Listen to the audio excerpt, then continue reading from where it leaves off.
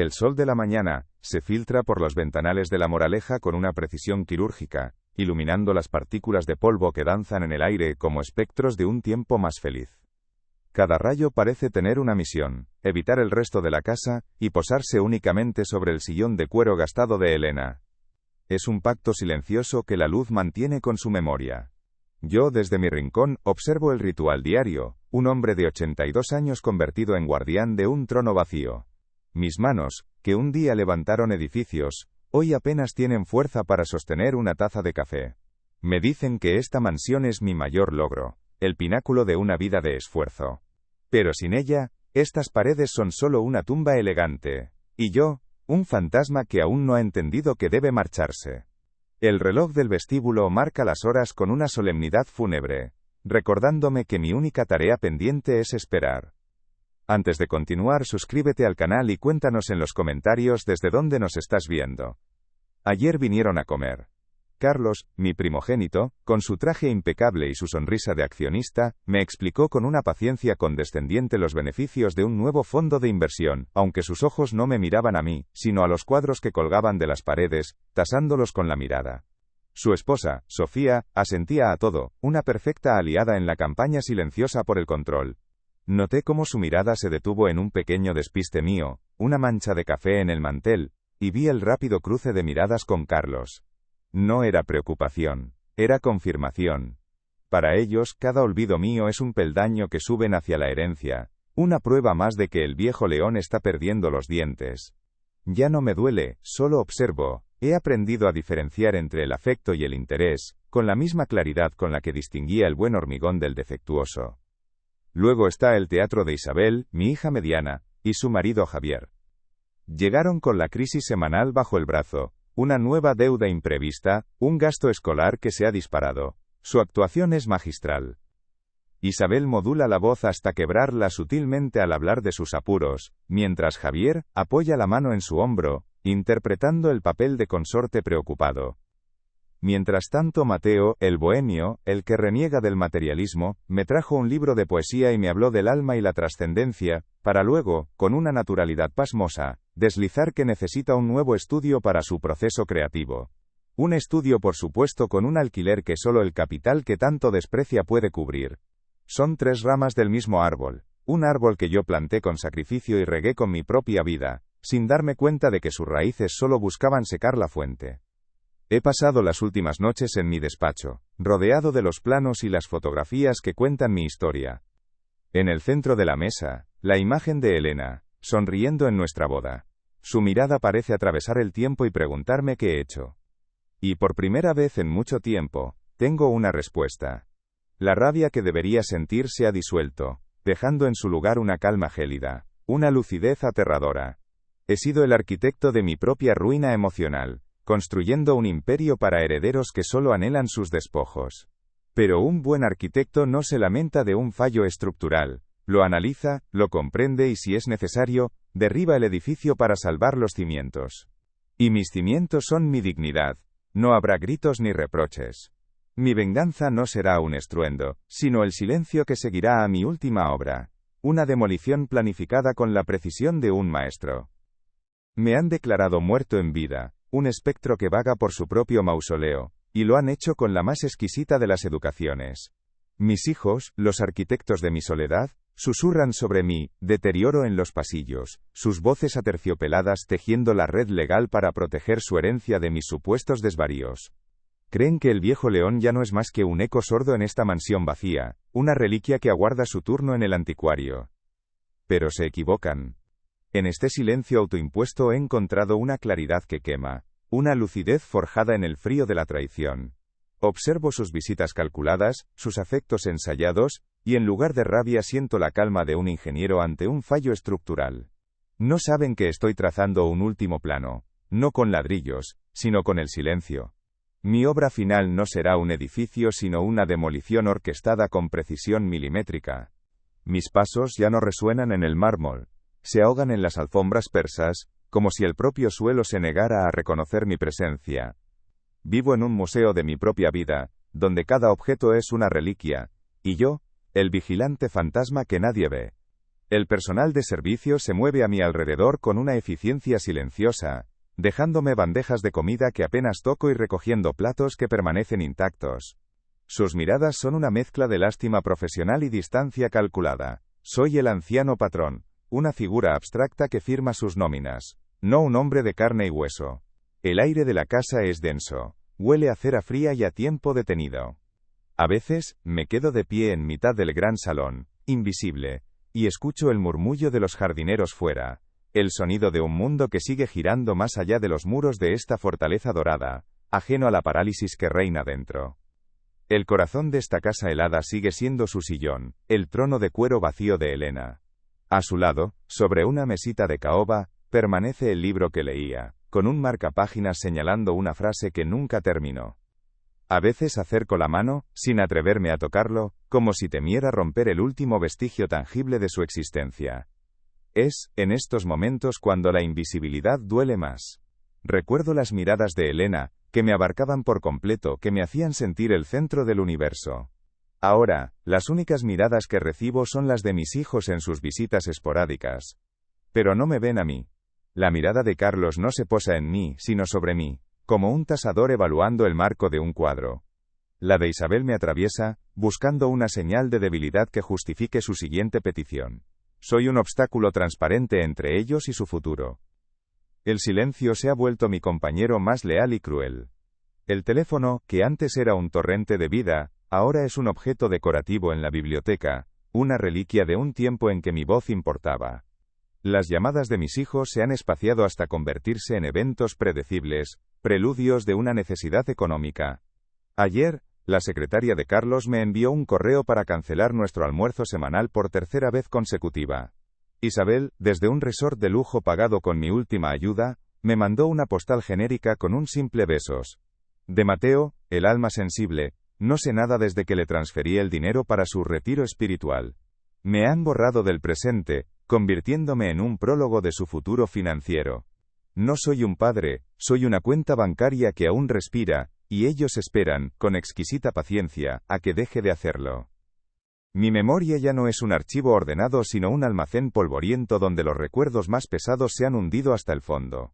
Pero hoy, con esta lucidez extraña, puedo levantarlos. Veo mis manos, no como son ahora sino jóvenes y cubiertas de una pasta de serrín y sudor. Mi sueño olía a pino y a barniz. Quería ser ebanista, dar forma a la madera, crear belleza con las manos. Pero Elena quedó embarazada de Carlos, y el aroma de la madera no pagaba facturas. Así que cambié las gubias por los planos y el taller por el andamio. Enterré mi vocación bajo toneladas de hormigón, prometiéndome que cada ladrillo que pusiera sería un peldaño, para que mis hijos no tuvieran que elegir nunca entre su pasión y su pan. Fue el primer sacrificio, el cimiento silencioso sobre el que construí todo lo demás. Mis días se convirtieron en un mapa de andamios y zanjas, bajo un sol que no entendía de clemencia. El cemento se me pegaba a la piel como una segunda naturaleza, y el cansancio era un compañero fiel que se sentaba a mi mesa cada noche. Vivíamos en un piso pequeño en 4 caminos, un hogar cuyas paredes vibraban con el paso del metro y con las risas de los niños. Elena convertía aquel espacio humilde en un palacio con el olor de sus guisos, y la calidez de su abrazo. Yo llegaba exhausto, pero ver sus caras iluminadas al recibirme, sentir sus pequeños cuerpos aferrarse a mis piernas, era el verdadero sueldo. Les contaba cuentos de gigantes que construían castillos, y nunca supieron que el gigante era yo, y que cada castillo que levantaba me alejaba un poco más de ellos y de mí mismo. Recuerdo con una nitidez dolorosa los años en que Carlos estudiaba en Londres. Mientras yo comía un bocadillo de pie en la obra, con el polvo del ladrillo dándole un sabor amargo al pan, lo imaginaba a él en un restaurante pulcro, aprendiendo a manejar los cubiertos y las finanzas. Me llegaban sus cartas hablando de oportunidades, de contactos, de un futuro brillante que yo financiaba con mis noches en vela revisando presupuestos. Cada libra que le enviaba era un trozo de mi vida, una hora menos de sueño, un capricho que me negaba. No sentía resentimiento, sino una extraña forma de orgullo. Estaba pavimentando su camino con mi propio desgaste, convencido de que mi sacrificio era la inversión más segura, el único legado tangible que un hombre como yo podía ofrecer a un hijo destinado a superarlo. Para Isabel quise construir un cuento de hadas, aunque solo durara un día. Su boda fue mi obra cumbre del exceso, una declaración de amor paterno escrita con cheques. Alquilé un palacio del siglo XVIII, contraté una orquesta y llené los salones de flores traídas de Holanda. Elena me miraba con una mezcla de ternura y preocupación, sabía que aquello era una locura que tensionaba nuestras finanzas hasta el límite. Pero cuando vi a Isabel bajar la escalinata, radiante en su vestido de seda, con una sonrisa que parecía genuina, sentí que cada euro valía la pena. Aquella sonrisa fue la anestesia para el vértigo de las cuentas. Creí que estaba comprando un recuerdo imborrable de felicidad para ella, sin darme cuenta de que en realidad estaba fijando el precio de sus futuras expectativas, un listón demasiado alto que yo mismo estaría obligado a mantener. Las noches fueron el precio silencioso que pagué por la tranquilidad de Isabel. Su marido Javier tenía un talento especial para los negocios ruinosos, una especie de rey Midas a la inversa. Cada pocos meses, una llamada. La voz de Javier, siempre con un matiz de pánico controlado, explicaba el último desastre. Una inversión fallida, un proveedor que no pagaba, una deuda que amenazaba con desestabilizar a la familia. Y yo, en la oscuridad de mi despacho, firmaba las transferencias. No era solo dinero, era mi paz, mis horas de sueño. Estaba apuntalando los frágiles cimientos de su matrimonio, tapando las grietas de su irresponsabilidad, para que mi hija pudiera seguir viviendo en su burbuja de aparente perfección.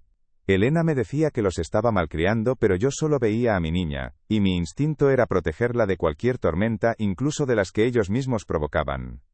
Y luego estaba Mateo, mi poeta del desapego, el hijo que criticaba el sistema mientras vivía de sus frutos con una naturalidad pasmosa. Financié sus viajes a la India para encontrarse a sí mismo, sus retiros de meditación en los Alpes y los alquileres de sus estudios bohemios en Malasaña, desde donde escribía versos sobre la vacuidad del materialismo. Cada vez que me hablaba del alma y de la intrascendencia del dinero, yo asentía en silencio, mirando mis manos agrietadas, las mismas que habían pagado el billete de avión para su última epifanía. Me convertí en el patrocinador anónimo de mi propia crítica, el capitalista silencioso que permitía que su hijo renegara de él. Era la más sutil y perversa de las dependencias, envuelta en un discurso de superioridad moral, que me dejaba sin argumentos, solo con la cuenta bancaria más ligera. Pero los grandes cheques eran solo el esqueleto del sacrificio, la verdadera carne estaba en los detalles, en las pequeñas renuncias diarias que nadie vio ni agradeció. Estaba en el abrigo que usé durante 10 inviernos para poder comprarles a ellos las mejores marcas, en el coche de segunda mano que conduje mientras ellos estrenaban uno cada 3 años. Estaba en las cenas sencillas que Elena y yo compartíamos para que ellos pudieran celebrar sus cumpleaños en los restaurantes de moda. Renuncié a pequeños placeres, a viajes, a tiempo para mí, tejiendo una red de seguridad para ellos con los hilos de mis propios deseos pospuestos. Les di todo lo que no tuve, creyendo que así les aseguraba la felicidad, sin comprender que les estaba negando lo más importante. La noción del valor de las cosas, el conocimiento del esfuerzo. El sacrificio más hondo, sin embargo, no se firmó en un banco ni se materializó en un objeto. Ocurrió en el silencio químico de una habitación de hospital, junto a la cama donde la vida de Elena se apagaba lentamente. El mundo se había reducido a ese espacio, al pitido rítmico de una máquina y al tacto de su mano, frágil como un pájaro herido entre las mías. Yo le leía sus poemas favoritos, le hablaba de nuestro primer baile, intentando anclarla a la vida con el peso de nuestros recuerdos. Cada aliento suyo era una victoria, cada parpadeo un tesoro. En esas horas eternas, sentí que todo el cemento y el acero que había movido en mi vida, no tenían valor alguno comparado con el privilegio de sostener su mano, de ser su último refugio en este mundo. Y fue en ese santuario de intimidad y dolor donde escuché la profanación. Desde el pasillo las voces de mis hijos no llegaban como un lamento, sino como un cuchicheo afilado y práctico. No hablaban de su madre, hablaban de lo que vendría después. Oí las palabras patrimonio, gestión futura, acciones y propiedades. Carlos, con su tono de consejero delegado, discutía con Isabel sobre la necesidad de organizarlo todo, antes de que las cosas se complicaran. En ese instante, mientras la mujer de mi vida se despedía en silencio, ellos ya estaban repartiéndose los despojos. Fue entonces cuando Elena apretó mi mano con una fuerza que no sabía que le quedaba, abrió los ojos y me susurró: «Cuida de lo que es tuyo, Arturo. No solo del dinero». La traición no llegó como un trueno que parte el cielo, sino como una llovizna fina y persistente que cala hasta los huesos. Empezó con un detalle doméstico, una señal que ellos interpretaron con la pericia de un forense. Había dejado el fogón de la cocina encendido, un simple descuido en mi nebulosa de soledad. Isabel llegó de visita y su grito fue una mezcla perfecta de susto y reproche.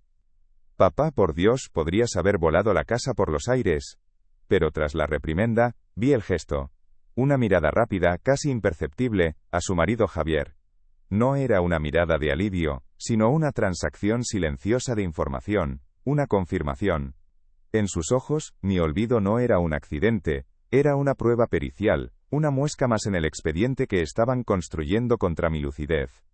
Sentí cómo me etiquetaban no como a un padre sino como a un riesgo. El segundo golpe lo recibí en el jardín, el único lugar donde aún sentía la presencia de Elena. Estaba podando sus rosales, un ritual que me conectaba con algo puro, cuando la brisa trajo consigo las voces de Carlos y Sofía desde el despacho, cuya puerta de cristal habían dejado entornada. La conversación no era un lamento, era una estrategia. La voz de Carlos, siempre tan mesurada y directiva, diseccionaba el futuro con la frialdad de un cirujano. Hay que iniciar los trámites para incapacitarle, le oí decir. Debemos tomar medidas legales para proteger los activos antes de que el viejo empiece a desvariar y a regalarlo todo. El viejo. Así me llamaban cuando creían que no escuchaba. Las tijeras de podar se quedaron inertes en mi mano. El sol de la tarde seguía calentando mi piel, pero un frío polar se había instalado en mi interior, congelando la sangre en mis venas. Pero la daga final, la que atravesó el corazón sin derramar una sola gota de sangre, fue la evidencia numérica. Fue en la quietud de la madrugada, bajo el cono de luz de mi lámpara de escritorio, donde la traición se convirtió en una certeza matemática. Movido por un impulso que no comprendí, saqué los extractos bancarios del último año, y los alineé con el calendario de sus visitas y llamadas. El patrón era perfecto, una coreografía macabra. Cada "te quiero papá", cada almuerzo de domingo, cada llamada preocupada, precedía a una transferencia cuantiosa. La calidez de su afecto estaba directamente relacionada con el frío de los números en mi cuenta. El dolor no fue agudo, fue un peso sordo que me aplastó el alma. Comprendí que no había construido un hogar, sino una sucursal bancaria con jardín. No era un padre, era un cajero automático con fecha de caducidad. El frío de la revelación no me congeló. Al contrario, encendió una forja en mi interior, una que no producía el calor de la rabia, sino el temple del acero. Sentado en mi despacho, bajo la mirada serena de Elena en su fotografía, sentí como el peso de décadas de sacrificio se desprendía de mis hombros, no con alivio, sino con la ligereza de quien se libera de una carga inútil. El dolor se había transmutado en una extraña forma de poder, una lucidez cortante como el filo de un diamante. Ya no era un anciano esperando el final, sino un ingeniero que, tras descubrir una falla catastrófica en los cimientos, se dispone a supervisar una demolición controlada. Mis manos, temblorosas por la edad, se volvieron firmes sobre la mesa. El plano final no estaría hecho de hormigón y acero, sino de silencio, tiempo, y una justicia poética que ellos nunca verían venir. Mi primera llamada no fue para ellos, sino para Ramón, mi abogado, y el único amigo que me quedaba de los tiempos del andamio. Su voz, cascada por los años y el tabaco, no mostró sorpresa cuando le expuse mi plan en la penumbra de mi biblioteca. Me escuchó sin interrumpir, sus ojos, que habían visto la letra pequeña de todos mis contratos, y las grietas de todas mis batallas, fijos en mí. No vio a un anciano senil, sino al mismo Arturo que con 20 años le juró que levantaría un imperio de la nada. Es una demolición elegante, Arturo, dijo al final, con un deje de tristeza y admiración. Devastadora, pero es la única estructura que te queda por construir, tu libertad. No hubo más que decir. Se puso a trabajar, moviendo los hilos legales en la sombra, convirtiéndose en el arquitecto silencioso de mi última voluntad. El siguiente paso fue el más sencillo y el más liberador. Una tarde, me senté frente al ordenador, ese portal a un mundo que nunca terminé de entender, y accedí a mis cuentas. Con una calma quirúrgica, cancelé una a una las transferencias automáticas, las ayudas mensuales, los fondos de inversión que alimentaban sus vidas de lujo. Cada clic del ratón era el sonido de una cadena que se rompía, el corte limpio de un cordón umbilical que yo mismo me había negado a cortar durante demasiado tiempo. No sentí rencor, ni siquiera satisfacción, Sentí el silencio. El silencio del flujo de dinero que se detenía, el silencio de la fuente que se secaba. Imaginé sus móviles en silencio, sus cuentas bancarias inmóviles, y por primera vez en años, sentí que el aire de mi despacho era más ligero, que podía respirar sin el peso de sus expectativas. Luego empecé a reclamar mi casa, a exorcizarla de sus presencias fantasmales. Comencé por el gran salón. Descolgué el enorme cuadro de arte abstracto que Carlos admiraba y tasaba con la mirada en cada visita. La pared, detrás, mostraba un rectángulo de un color más pálido, el fantasma del lienzo. En su lugar, no colgué nada ostentoso. Fui a mi viejo baúl y saqué una pequeña fotografía en blanco y negro, descolorida por el tiempo. Elena y yo, con 20 años, sentados en el suelo de nuestro primer piso en Cuatro Caminos, compartiendo una tortilla de patatas en un plato de Duralex. Era una imagen sin valor monetario pero con todo el valor del mundo. Al colocarla en el centro de aquella pared inmensa, sentí que la mansión dejaba de ser un escaparate para ellos y volvía a ser, poco a poco, mi hogar. La semana siguiente, organiqué con acento agudo la venta del piano de cola que ocupaba un rincón del salón. Un capricho de Isabel, comprado para dar un aire de sofisticación a la casa, aunque sus dedos jamás habían tocado una sola de sus teclas de marfil. Observé desde la puerta como dos operarios, con una eficacia impersonal, lo envolvían en mantas y lo subían a un camión. El sonido de sus ruedas sobre la grava del camino fue como una nota final, un acorde que cerraba una sinfonía de apariencias. El espacio que dejó no se sentía vacío, sino limpio, lleno de una nueva posibilidad. El eco de la casa había cambiado. Ya no resonaban las falsas promesas de una cultura que nunca nos perteneció, sino el silencio honesto de un espacio que volvía a ser mío, un lienzo en blanco para mi acto final. Mi última preparación fue la más íntima y la más cruel. Rescaté del fondo del armario la vieja maleta de cartón piedra con la que llegué a Madrid, la que olía a polvo y a sueños humildes. Dentro, solo coloqué dos objetos: la fotografía de Elena y mi primer martillo de ebanista, el mango pulido por el sudor de una vocación abandonada. Luego, durante días, me paré frente al espejo del vestíbulo, no por vanidad, sino para ensayar. Practiqué la voz quebrada, la mirada perdida, el temblor en las manos. Construí con la precisión de un actor el personaje que ellos esperaban que fuera. Un anciano frágil, derrotado, suplicante. Estaba forjando el arma más devastadora de todas, su propia percepción de mí. La trampa no estaba en la mentira que iba a contar, sino en la verdad que ellos estaban deseando creer. Llegó la llamada. Las 3, en una sucesión cronometrada con la precisión de una tragedia griega. Primero, Carlos. Su voz, despojada de toda calidez, era la de un gestor de crisis. Habló de prudencia, de la importancia de no tomar decisiones precipitadas. Sugirió el contacto de un excelente asesor concursal, y me recomendó una residencia, de altísimo nivel, con todos los cuidados. No ofreció su casa, sino una solución empresarial a un problema familiar. Luego, Isabel, su llanto era una obra de arte dramático. Papá, qué desastre. Con lo mal que estamos nosotros ahora. El guión era perfecto, sus hijos, su hipoteca, la inestabilidad. Prometió, mirar qué se puede hacer, una frase que era el epitafio de cualquier esperanza. Finalmente el mensaje de Mateo, un haiku sobre el desapego material y la liberación del alma. La maleta a mis pies parecía asentir en silencio. La función había terminado. Una semana después el silencio se rompió, pero no con mi voz, sino con el crujido del papel oficial. Ramón se encargó de que las 3 cartas certificadas llegaran a sus respectivos domicilios a la misma hora, un golpe de efecto sincronizado. Imagino la escena, la confusión inicial, la apertura del sobre con el membrete del bufete, la lectura rápida de un lenguaje legal que no entendían del todo. Y luego, el anexo. La escritura de constitución de la Fundación Elena Soria para la promoción de la artesanía. Un documento que detallaba, con una frialdad notarial, la transferencia irrevocable de la totalidad de mi patrimonio.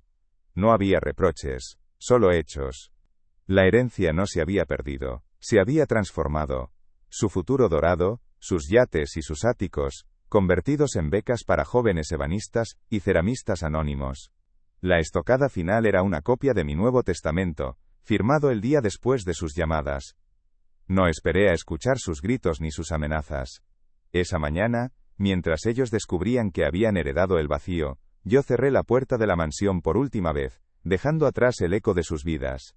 Conduje hasta un pequeño pueblo de la sierra, a un taller que olía a pino y a barniz, el aroma de mi primer sueño. Allí, sobre un banco de trabajo bañado por el sol, me esperaba un bloque de nogal en bruto. Mis manos, que habían firmado cheques por millones, ahora aferraban con firmeza el mango de mi viejo martillo de ebanista. No había rabia en mí, ni siquiera triunfo, solo una paz inmensa y tranquila. Coloqué el filo de la gubia sobre la madera y di el primer golpe. El sonido fue seco, limpio, el comienzo de algo real. No estaba construyendo un imperio, estaba recuperando mi vida. El sol de la tarde se cuela por el ventanal del taller, no con la precisión quirúrgica de la moraleja, sino con una calidez democrática que lo baña todo, el serrín que flota en el aire, las herramientas colgadas en la pared y mis manos, que por fin han dejado de temblar. El aroma a nogal recién cortado es el perfume de una vida recuperada, un olor que borra décadas de cemento y traición. Dejo el martillo sobre el banco de trabajo y me acerco a la ventana, apoyando la frente en el cristal frío. A lo lejos, el sonido de unos niños jugando en la plaza del pueblo llega hasta mí, una melodía limpia y sencilla, ajena a herencias y balances. Me sirvo un vaso de agua fresca del grifo, un lujo que ningún dinero podría comprar. El agua no sabe a victoria, sabe a vida. Y por primera vez en 30 años, no hay nada que esperar. Solo estar.